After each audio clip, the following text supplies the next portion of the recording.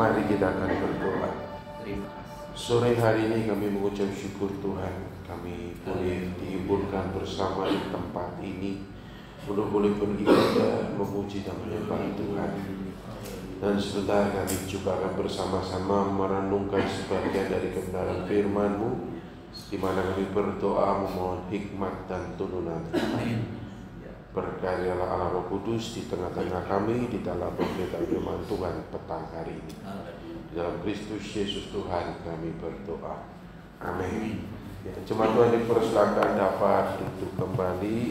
Selamat sore dan shalom. Salam sejahtera bagi kita semua. Mari Bapak Ibu Saudari sekalian, kita akan membuka Alkitab kita sebagaimana tema yang diberikan kepada kita, pengharapan anak-anak Allah. Ya. Dari Roma 8 ayat yang ke-18 hingga yang ke-25. Saya akan bacakan bagi kita semua. Roma 8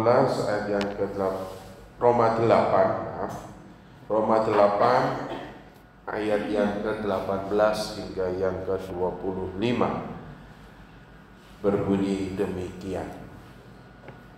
Sebab aku yakin bahwa penderitaan zaman sekarang ini tidak dapat dibandingkan dengan kemuliaan yang akan dinyatakan kepada kita.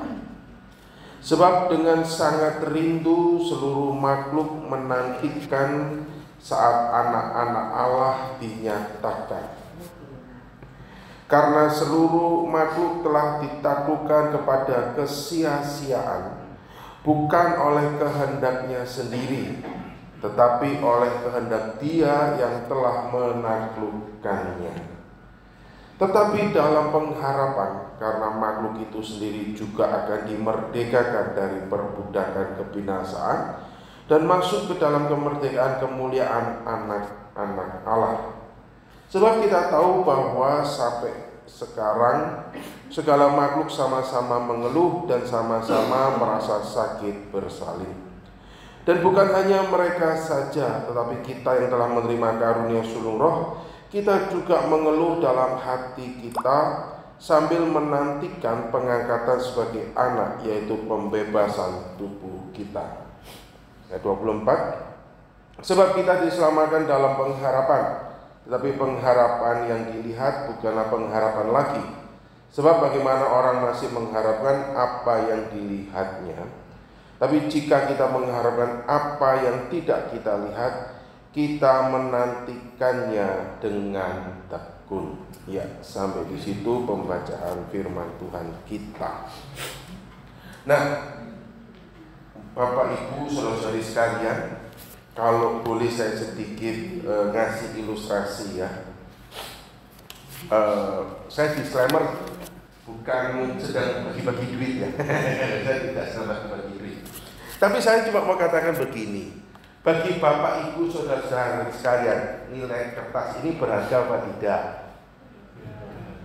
Banyak apa sedikit? Gitu ya toh? Banyak ya. Kalau ini misalnya ya, saya taruh di lantai dan saya katakan silakan dibuang. Bapak Ibu setuju enggak? Enggak, gitu kan? Yang bisa jadi kalau saya betul-betul taruh di lantai bisa kerusuhan, ya di sini bisa kerusuhan. Maka saya tidak akan taruh di lantai. Setuju ya kalau ini nilainya besar ya? Oke. Kalau Bapak Ibu saudari sekalian bandingkan, pernah melihat di berita baru-baru ini ya, penangkapan seorang yang tertangkap OTT punya harta di rumahnya di jumlah 920 miliar, kurang lebih saudara ya, kurang lebih, banyak lebihnya sebetulnya gitu ya, plus ditambah 52 kilogram emas antam. Saudara tahu ya berita itu ya? Tahu ya? Kalau tidak tahu, ya coba cari tahu. Nah, kalau itu ya 920 miliar, gitu kan? Ditaruh di depan sini, diumpamakan waktu itu saudara kalau lihat di berita itu ada sempat difoto ya, konferensi pers, barang buktinya ditaruh di depan mereka. Tumpukan-tumpukan uang segitu banyak, plus ada emas antam 52 kg. Saudara kalau lihat itu dibandingkan ini, besar mana? Ayo, besar mana? Kalau saudara suruh milih yang tadi di meja 920 miliar, ya kan? Sama suruh milih ini, saudara milih yang mana? Berarti saya dan saudara sama-sama ya. Saya kalau sampai suruh milih begini, saya sempat pernah berkata saudara kepada mahasiswa saya katakan sama. Kalau sampai saya bilang lebihan dari 50.000 dari 120 miliar, tolong bawa saya ke sponsor sepuluh. Kenapa? Sudah gila. Justru karena normal kita bilang ini kalau dibandingkan dengan 120 ini ada harganya. Sudah ngelap ingus gitu ya toh, dibandingkan 120. Yang saya katakan apa Bapak Ibu saudara-saudari sekalian, di ayat yang ke-18 Paulus ini mengatakan yang menarik, sebab aku yakin bahwa penderitaan zaman sekarang ini tidak dapat dibandingkan dengan kemuliaan yang akan dinyatakan pada kita. Gimana bisa ngomong tidak bisa dibandingkan? Kalau penderitanya cuma semenit, sejam, oke, ya toh. Tapi kalau kita menderitanya sebulan, menderita nggak beres-beres problemnya, bisa katakan sebentar, udah. Orang ngomong problems comes, problems go. Yang ada always come but never go. Masalah silih berganti, dari masalah datang, masalah pergi. Tetapi Bapak Ibu saudara-saudara percaya enggak? Setuju enggak kalau yang ada itu masalah selalu datang dan jarang yang pergi? Masalah belum selesai, datang masalah yang lain. Dan itu membuat kita menderita, betul? Hari ini katanya ekonomi sedang tidak baik-baik saja. Apakah ini hal yang baru? Perasaan dari tahun 2020 ekonomi kita sudah mulai tidak baik-baik saja. Dulu ngomongnya karena pandemi. Pandemi sudah selesai, krisisnya belum selesai.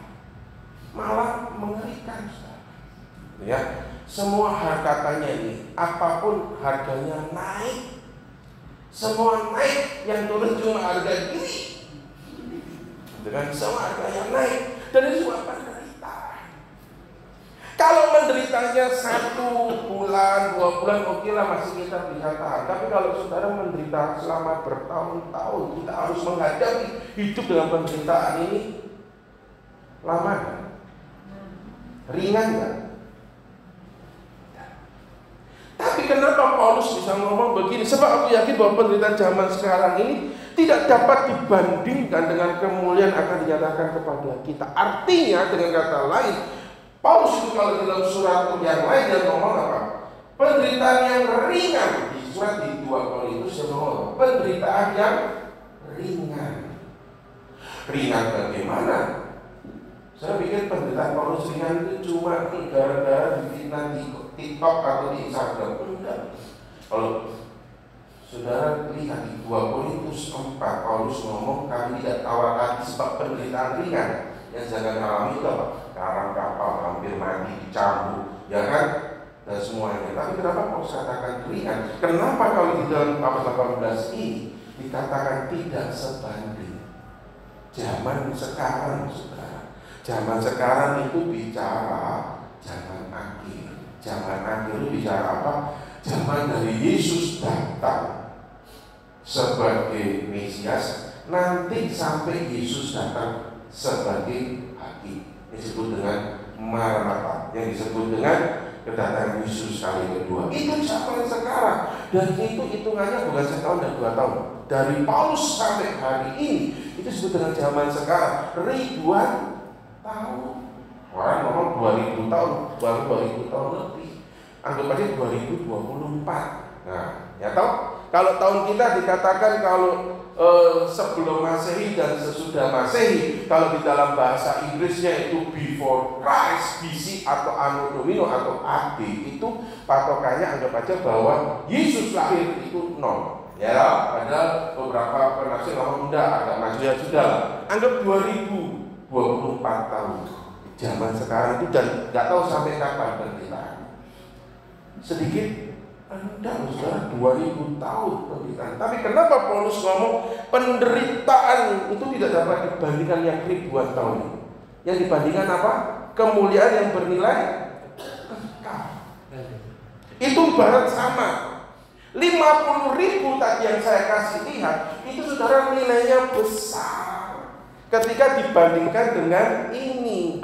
Ya, saya suka bermain matematika. Nah, saudara, ini sama ini, milih mana?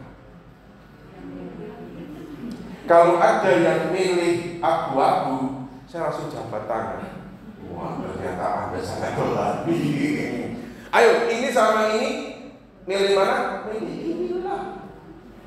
Kenapa? Nggak sebanding itu loh Pak. Oh, sebandingannya yang abu-abu sama biru. Ini loh kira-kira gambarannya penderitaan sekarang ini yang sedang saya dan saudara alami. 2000 tahun, nah nilainya sampai 2000. Bahkan lebih nanti sampai, kalaupun dikatakan 4000 tahun, nah ini sudah 4000. Tapi ini sudah dibandingkan kekal, yang saya tidak punya uang yang segede 920 miliar. Kalau saya sampai punya yang 920 miliar, mungkin saya juga ada khotbah di sini Bapak Ibu. Saya di KPK juga, gitu kan? Karena orang normal, apalagi pendeta, nggak mungkin punya 920 miliar kalau tidak main belakang. Ya kan? Tapi saya punyanya ini aja, sudah saya pakai ilustrasinya ini aja. Uang ini tidak akan pernah sebanding nilainya, meskipun ada berapa, ada 3 begini, nggak akan sebanding dengan ini, betul nggak? Ayo saudara, saya kasih ini 3 lembar, Bapak Ibu ini 1 lembar, milih mana? Ini biru. Itulah yang Paulus ingin katakan. Penderitaan itu tidak dapat dibandingkan dengan kemuliaan, karena kemuliaan itu bernilai kekal. Artinya tak ada habisnya.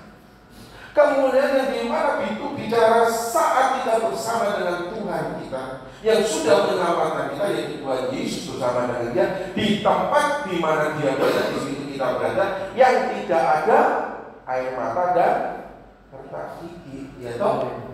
Itu bicara kemudian yang nanti kita dapatkan. Itu yang Paulus katakan. Di mana di tempat itu, di masa kemudian itu tidak akan ada habisnya, kekal nilainya. Maka ketika dibandingkan dengan penderitaan zaman sekarang, ini yang ada masanya, saudara. Ibarat tadi kalau pakai ilustrasi uang tadi, nilainya kecil sebenarnya ketika dibandingkan dengan 50.000 juga akan nilainya sangat kecil ketika dibandingkan tadi ilustrasi yang hanya bayangan kita 920 miliar. Tapi 920 miliar akan nilainya kecil jika dibandingkan uang yang tak ternilai. Jadi Paulus ingin mengatakan bahwa saya dan saudara itu hidup di zaman yang tidak mudah. Yes. Siapa bilang kita zaman itu mudah? Nggak mudah.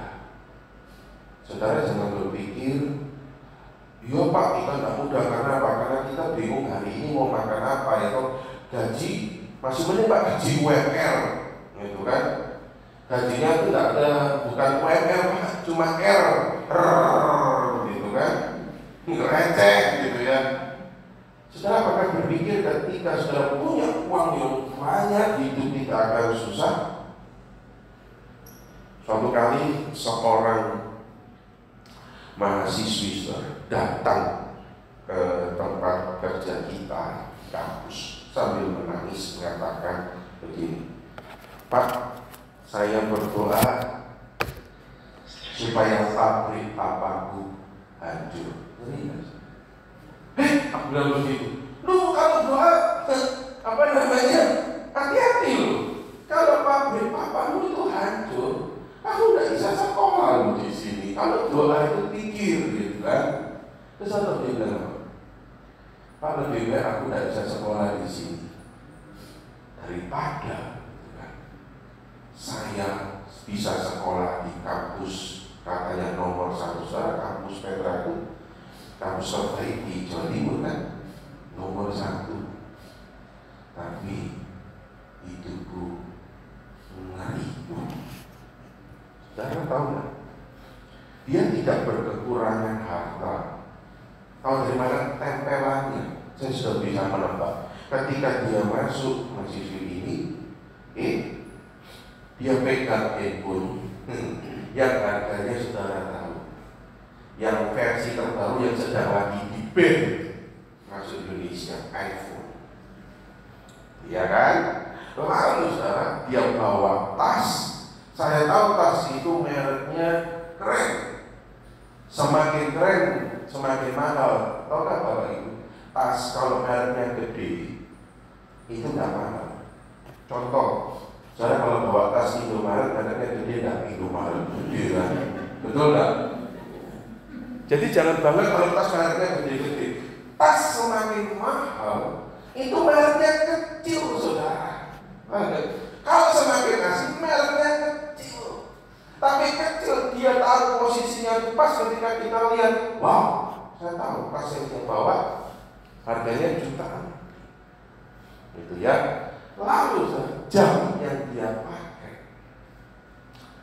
itu digital watch yang senada dengan handphone. Saya tahu harganya berapa. Bagi mahasiswa ini, aksesoris yang tempel di tubuhnya itu mirip kayak gaji saya itu dikali 2 tahun.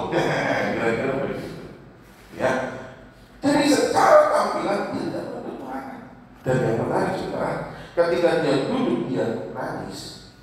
Dia ngomong tadi, saya ingin habis dari papa saya hancur itu karena dia merasakan kekosongan. Dia itu nyari kosong, bukan hanya tidak punya duit. Tahu nggak? Dia ke kampus itu bawaannya itu mobil buatan Eropa. Tahu dari mana? Kuncinya. Kalau kunci tidak ada yang kawin dong, gitu ya. Kuncinya itu bukan kunci yang mereknya big, bukan mereknya, mohon maaf ya, yang punya benda big jangan marah. Kuncinya itu kiles, kotak gitu aja, logonya itu putih dan biru. Nah, kira-kira tahu ya kalau logo bundar putih dan biru itu mobilnya apa? Mobilnya begitu. Dia katakan, Pak, ngeri. Saya itu hampir tidak pernah bertemu sama papa dan mama. Dia kalau pulang itu dia hanya bertemu papa dan mamanya di mana? WhatsApp, video call. Nih, itu makanan sama, mohon maaf ya, saya kalau mau siapa begitu udah siapin, kamu makan ya. Loh, mama di mana? Oh, mama lagi meeting sama teman-teman. Nggak bisa pulang, enggak lah, meetingnya di Bali. Oh, gitu saudara, meetingnya bukan lagi bicara di mall, di Bali. Apa? Apa lagi tugas di Dubai. Almost everything begitu. Jadi dia kalau pulang rumahnya itu saudara bukan rumah kelas BTN, bukan? Kalau saya pernah diceritain ya, besar kamarnya sama ruangan kita ini 11-12 saudara. Kalau kita ini sudah jadi segereja ya toh, dia kamarnya dia belum termasuk kamar mandinya. Ya katakan kamar saya Pak kurang lebih 10 kali 20, bayangin sudah. Itu serumah saya 10-20. Rumahnya bisa rumah kali yang ada di Surabaya Timur. Harta tidak kekurangan, tempat tinggal sangatlah nyaman. Tapi apakah itu membuat dia itu tidak menderita? Tidak, dia kesepian. Dia tidak merasakan cinta kasih, dia menderita. Jadi kalau Bapak Ibu saudara-saudara berpikir kalau banyak harta kita tidak akan menderita, saya juga berpikir demikian. Tetapi fakta makin datang. Dia lebih baik tidak sekolah, dia lebih baik tidak tidur di rumah mewah, dia lebih baik tidak pernah bisa sekolah asal papa mamanya sama dia. Nangis sudah, dan itu tidak main-main. Sampai dia tuh frustasi karena apa?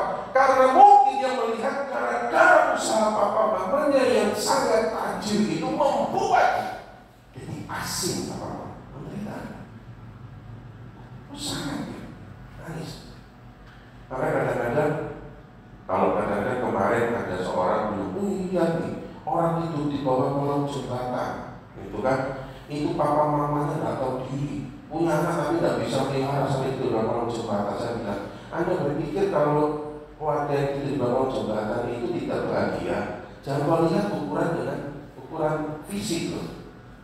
Kadang-kadang mungkin orang yang tidur di bawah kolong jembatan itu bisa merasakan kasih yang dirindukan oleh mahasiswi saya. Kebersamaan dengan orang tua yang dia tidak bisa dapatkan di tengah-tengah bergelimpangan harta. Saudara, inilah yang disebut dengan penderitaan. Bahwa penderitaan zaman sekarang ini jangan sekedar dipikir penderitaan tidak punya duit, hanya sekedar dipikir bahwa penderitaan gara-gara kerjaan tak pasti. Semua daripada kita itu mengeluh dengan model macam penderitaan apapun. Karena itulah Paulus mengatakan bahwa semua itu kan, segala makhluk sama-sama mengeluh dan sama-sama merasa sakit bersalin. Siapapun kita sama-sama mengeluh. Why? Karena kita hidup di dunia yang sudah jatuh dalam dosa. Tak kala kita berpikir penderitaan karena mungkin kita kekurangan ekonomi, karena kita tidak punya duit, itu itu menderita. Tapi apakah ketika kita berkecukupan ekonomi kita pasti tidak menderita? Belum tentu. Kita semua, siapapun kita, selama kita ada di dalam dunia yang sudah zaman sekarang ini, kita itu menderita. Akan tetapi pada petang hari ini firman Tuhan bukan bicara, kalau pakai bahasa anak muda, bukan bicara curcol, gibah ataupun curhatan. Karena firman Tuhan bukan bicara menderita pada enak, tapi itu bicara menjadi sebuah realitas. Siapapun kita, manusia ada dalam dunia ini, baik yang berkuat, berharta banyak ataupun berada sedikit, baik yang rumahnya nyaman tak nyaman, semua kita itu sedang menghadapi realita yang menderita. Bentuknya macam-macam. Itu menjadi sebuah realita, dan Alkitab mengatakan semua makhluk sama-sama menderita. Gambaran itu dipakai gambaran seperti orang yang sedang mengandung. Saya seorang pria, saya susah agak mengelaborasi pemahaman kenapa Rasul Paulus ini memakai sebut dengan sakit bersalin. Tapi paling tidak dari sudut pandang pria, itu kan, dan pria selamanya tidak akan pernah bisa merasakan beban yang ditanggung oleh seorang ibu 9 bulan 10 hari normalnya zaman ini, ya, yang disebut dengan sakit bersalin. Tetapi itu bukan end of the story. Itu bukan akhir daripada berita baik ini. Maka itulah Paulus memulai di dalam pembukaan perikop ini. Paulus mengatakan tidak dapat dibandingkan. Kenapa? Karena ada pengharapan. Itulah yang membedakan antara anak-anak Allah dengan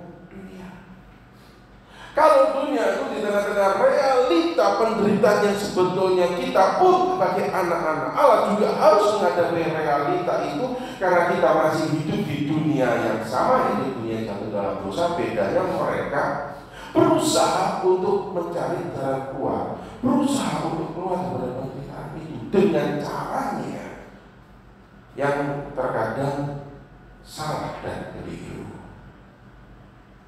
Ada yang berpikir bahwa menghalalkan segala cara akan mengakhiri penderitaan.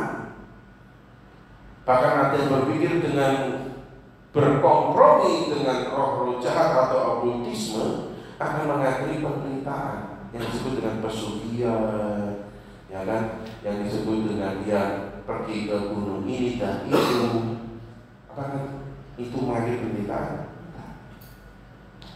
Bahkan ada yang mungkin, mohon maaf, berpikir kalau aku mengakhiri hidupku, aku akan mengakhiri penderitaan. Karena bedanya Paulus mengatakan, kenapa tidak dapat dibandingkan? Paulus pakai ilustrasi orang yang bersalin, karena 9 bulan 10 hari ini akan dalam tanda kutip hilang tatkala sang ibu itu melihat anak yang dikandungnya lahir. Karena itu sebagai sebuah gambaran di zaman itu. Kenapa saya katakan di zaman itu? Karena di zaman sekarang gambaran bagi Rasul Paulus ini agak susah untuk dilihat relevansinya. Kenapa? Karena zaman sekarang ini yang kalau kadang-kadang saya lihat ya, dengan teknologi di salah satu rumah sakit itu katanya ada yang ketika mohon maaf bersalin itu ibunya bisa dijamin tidak akan merasakan sakit apa-apa. Wow, gitu ya, dengan teknologi hydro apa begitu. Jadi langsung makrojodoh gitu saudara. Dan saudara berpikir kalau saya pria saya bisa ngomong seenaknya karena saya tidak pernah hamil dan saya tidak pernah berusaha. Kan enak saya ada operasi sesar kan gitu kan. Tinggal sat betul gitu kan. Tapi itu pun juga bagi ibu saya yakin juga menderita. Ya kan, juga sakit. Tetapi konteks Rasul Paulus ketika menulis surat kepada jemaat di Roma, belum ada teknologi sesar, belum ada teknologi hydrober, itu ya yang katanya langsung makrojo dan masyarakat sekarang. Teknologi apapun bukan, yang ada masih secara alamiah, gitu ya. Yang dimana sakitnya itu mengerikan, tetapi ketika anak itu keluar, akan seorang wanita itu lebih penggarap. Dia akan lupa kok 9 bulan 10 hari dan sakit itu. Kenapa? Karena anak yang diharapkan. Saudara harus tidak bisa lihat dari konteks sekarang ya. Konteks sekarang kemarin ada salah satu jemaat kita baru hamil 2 bulan. Dengan teknologi bisa tahu jenis kelaminnya apa, sehatnya yang gimana gitu ya, dan pakai teknologi sudah bisa tahu namanya USG 4 dimensi dan sebagainya, semuanya sudah tahu nih nanti mukanya bentuk gimana gitu kan. Tetapi di zaman Rasul Paulus teknologi itu belum ada. Jadi ketika ibu hamil, dia tidak bisa tahu ini anaknya laki atau perempuan. Dia tahu, mau tidak ada USG zaman Paulus, dia sudah tidak tahu bahwa anak ini nanti mau dilihat bentuknya kayak apa. Jadi dia mengharapkan sesuatu yang tidak bisa dilihat dengan mata jasmani. Nah, Paulus itu memakai gambaran bersalin itu sekiranya seperti itu. Tapi pengharapan sang ibu bahwa anakku yang lain ini masih ganteng dan cantik, ya loh. Meskipun tidak bisa dilihat dengan mata jasmani. Jadi saudara jangan pikir, sekarang bisa kok Pak pakai USG 4 dimensi. Ya sekarang. Tapi zaman Paulus kan belum ada teknologi secanggih itu. Jadi ilustrasi bisa menggambarkan dengan realita yang ada, itulah seperti pengharapan kita akan anugerah yang dimana nanti kita akan terima secara sempurna. Tidak bisa kita lihat bentuknya kayak apa, ya kan? Karena juga di dalam Alkitab mengatakan bahwa tidak ada selain Yesus, ya, yang dari surga turun ke bumi. Jadi Alkitab itu ngomong tidak ada yang dari dunia naik ke surga bisa kembali lagi dan ngomong. Yang ada itu hanya Tuhan Yesus. Yesus yang dari surga. Jadi dia yang paling berhak menceritakan surga itu kayak kerajaan surga seperti apa. Dan dia yang hanya satu-satunya pribadi yang turun ke kerajaan laut dan bangkit kembali lagi. Jadi kalau ada orang ngomong keluar ke surga pulang pergi jangan percaya, keluar ke neraka pulang pergi jangan percaya. Karena hanya Tuhan Yesus yang turun ke kerajaan laut dan yang lain berhalusinasi, yes. Tapi kita tidak bicara itu, tapi kita kembali lagi. Nah, pengharapan itu tidak bisa kita lihat hari ini, gitu ya. Dan bisa kita lihat apa itu bahwa seperti Tuhan Yesus ngomong, kau dan aku akan bersama-sama di dalam kekekalan. Kita tidak bisa lihat, tapi kita dipanggil untuk percaya. Maka itulah katakan pengharapan yang tidak bisa kita lihat, tapi itu iya. Dan itu pasti. Karena itu yang dikerjakan oleh Roh Kudus di dalam hatiku dan hati. Dan itulah Paulus mengatakan bahwa tidak hanya mereka, tapi kita semua yang sudah menerima karunia sulung pun juga dalam realita ini menderita. Tapi bedanya kita ada pengharapan. Apa yang Tuhan sudah kerjakan itu nyata, dan itu bilang pengharapan. Nah, kalau pengharapan sudah kita lihat namanya bukan pengharapan, ya, namanya penerimaan hadiah. Tapi kalau masih untuk tahun depan, nah itu namanya berharap, ya, umpama. Ini cuma umpama, sudah. Tiba-tiba malaikat itu ngomong sama Yanto, 2025 lu merit. Sama-sama ada deh, gitu ya loh. Kan nggak bisa dilihat sama-sama, yang penting perempuan, gitu kan. Sama-sama, yang ngomong sama-sama. Nah, itu nggak tahu. Itu yang menjadi pengharapan. Umpama ya, ini bukan buat, ini buat, gitu kan. Tapi kalau misalnya sudah ada cewek modelnya cantik kayak Lisa Blackpink yang kemarin lagi viral itu kan, dia bikin acara di Jakarta ngomong sama Yanto, gua mau jadi istrimu. Itu namanya bukan pengharapan. Karena Pak Yanto sudah bisa lihat, sudah bisa terima atau nolak, gitu kan, mau dari anak, gitu kan. Tapi kalau kata kita pasti siapa? Nggak tahu. Namanya. Nah, itulah juga yang Paulus sebetulnya ingin katakan, bahwa pengharapan anugerah kasih karena itulah meskipun tidak kita bisa lihat, tapi itu pasti. Kenapa pasti? Karena saya yakin saya dan saudara bisa berkumpul petang hari ini karena simbol yang ada di belakang ini bukan hanya sekedar simbol, kan? Saya dan saudara yakin bahwa di belakang ini bukan hanya sekedar dua palang, bukan tanda plus, kan? Tapi itu bicara Kristus yang sudah menebus kita di atas Kalvari. Inilah yang menjadi dasar pengharapan kita, bukan dasar pengharapan kita. Bukan karena megahnya gedung, bukan karena nikmatnya AC yang menjadi pengharapan, tapi karena simbol di belakang saya ini.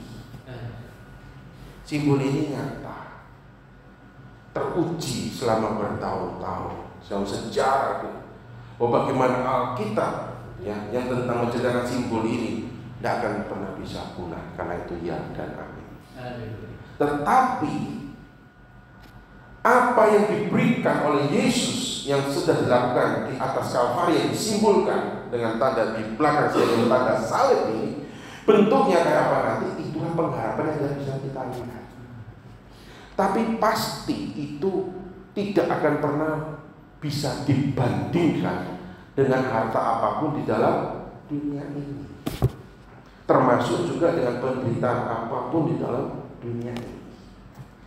Karena penderitaan apapun dalam dunia ini ada masanya. Kok bisa? Yes. Saya dan saudara itu paling panjang umur berapa tahun sih? 200 tahun? Tidak mungkin hari ini umur 200 tahun. 100 tahun aja. Haleluya. 100 tahun umur kita, omong kosong saja, 60%-nya itu menderita, 40%-nya sukacita. Berarti apa? Anggap aja 60 tahun kita itu menderita. Oke? Dibanding dengan tidak ada air mata dan otak gigi yang tak terhingga dan tak ada habisnya. 60 tahun singkat kan? Meskipun kita hari ini masih harus menjalani. Anggap saja, Pak, hidupku tuh merana, bahkan dari brojol sampai sekarang gak mari-mari penderitaannya. Oke, atau kita mau 100 tahun, 80% kita merana. Oke, 80 tahun saya dan saudara itu tidak enak menderita, susah cari makan, susah cari kerja, susah dibujui orang, dikemplang, ditemui dewek, atau dibujui sama orang bencong, macam-macam kita menderita. Oke, 80 tahun hidup kita menderita. Tapi dibandingkan dengan kemuliaan yang indah tak ada habisnya, 80 tahun nanti singkat. Kenapa? Itu bicara ada masa dengan kekekalan. Maka itulah di dalam realita yang kita sedang hadapi, yang bisa jadi masih bertahun-tahun ke depan, kita amini. Maka petang hari, apa itu pengharapan akan anak-anak Allah? Pertama, pengharapan itu bukan bicara membius seorang tokoh ateis yang bernama Karl Marx. Itu kan seringkali salah persepsi, oh Kekristenan itu hanya sekedar seperti opium, membius, membuat orang itu lupa akan realita hidup yang menderita, dibilang pengharapan. Pengharapan akan anak-anak Allah itu bukan bicara membius kita, seakan-akan kita itu bermimpi. Pengharapan akan anak-anak Allah itu membawa kita kepada sebuah kesadaran realita hidup saya dan saudara ini hidup di dalam dunia jatuh dalam dosa, yang dimana meskipun kita anak Tuhan bukan berarti kita tidak ada masalah. Kenapa? Karena Rasul Paulus bilang semua orang mengeluh, termasuk kita sudah menerima, Rasul juga mengeluh. Maka pengharapan itu bicara poin yang pertama malam hari ini, kita sadar bahwa kita yang adalah anak-anak Allah pun juga harus menghadapi realita dunia jatuh dalam dosa yang diwarnai dengan penderitaan. Bukan bicara kita suka menderita, tapi kita bicara sebuah realita bahwa kita menghadapi dan mengalami meskipun kita yang sudah menerima karunia sulung, seperti yang Paulus katakan, sama-sama mengeluh. Sama. Jadi pengharapan bicara membuka kita sebuah realita yang kita masih harus menghadapi selama di dunia. Tetapi itu bukanlah menjadi akhir dari segala-galanya. Karena kedua, karena pengharapan itu bicara penderitaan yang sedang kau alami sekarang ini, yang puluhan tahun bahkan mungkin tidak akan pernah bisa dibandingkan dengan nanti pengharapan kemuliaan yang kekal. Maka itulah yang ketiga. Dalam situasi kondisi apapun, jangan pernah kita itu lupa. Meskipun tidak bisa kita lihat pengharapan itu, namun bukan berarti pengharapan itu tidak ada. Sesuatu yang tidak bisa kita lihat dengan mata jasmani, bukan berarti hal itu tidak ada. Kalau misal saya dan saudara saya katakan ya, Bapak Ibu bisa lihat isi otak Bapak Ibu? Nggak bisa. Boleh nggak saya bilang tadi Bapak Ibu otaknya nggak ada isinya? Marah kan? Marah kan? Tapi kita bisa nggak lihat kita punya otak, isi otak kita? Nggak bisa. Tapi kalau kita bilang, oh berarti Bapak Ibu otaknya nggak ada isinya, oh pasti saya dikuamplengi merasa gereja. Sama. Apa itu pengharapan, apa itu kekekalan, sama itu semua kita tidak bisa lihat dia. Tapi benar-benar itu tidak ada. Kenapa saudara-saudara bisa percaya dengan simbol di belakang bahwa Yesus adalah Juru? Kalau itu tidak dikerjakan oleh Roh Kudus, tidak mungkin. Dan itulah sebetulnya yang disebut dengan pengharapan itu, saudara-saudara sudah merasakan, tapi belum sempurna. Merasakan apa? Ada sebuah kekuatan, ada sebuah kehadiran yang nyata yang tidak bisa kita lihat dengan kasat mata, tapi hadir yang terus memberikan penghidupan. Harus dengan kekuatan. Di dalam kondisi situasi apapun kita, meskipun kita tidak bisa melihat dengan mata jasmani, tetap terus berpengharapan. Tetap terus berpengharapan kepada salib Kristus. Yang dimana hari ini kadang-kadang kita hanya berdiri ingat dan teknologi firman Tuhan atau melalui simbol. Semua akan berlalu, ya. Tapi Kristus tidak akan pernah berlalu. Musim akan berlalu, musim silih berganti, tapi Yesus selalu setia. Dan tiga hal ini yang boleh menolong kita. Apa itu pengharapan akan anak-anak Allah? Yang pertama, sadari bahwa hidup itu masih hidup yang harus menghadapi realita penderitaan. Tapi penderitaan yang kita hadapi bukanlah segala-galanya dan bukanlah mengerikan. Tapi itu menjadi penderitaan yang wajar yang memang kita hadapi. Karena kita punya pengharapan. Yang kedua, bedanya kita punya pengharapan, kita punya Kristus. Oleh karena itu, yang ketiga, situasi kondisi apapun, janganlah kau hilang pengharapan. Karena pengharapan itu ya dan amin. Mari kita akan berdoa. Biarlah petang hari ini kami boleh kembali diingatkan melalui firman Tuhan. Teguhkan iman kami, teguhkan hati kami. Di tengah-tengah realita memang harus kami hadapi, namun kami tahu bahwa Engkau terus setia menggendong, melindungi kami. Kuatkan hati kami, berikanlah kami pengharapan senantiasa. Terpujilah nama-Mu Bapa. Dalam Kristus Yesus Tuhan kami berdoa. Amin.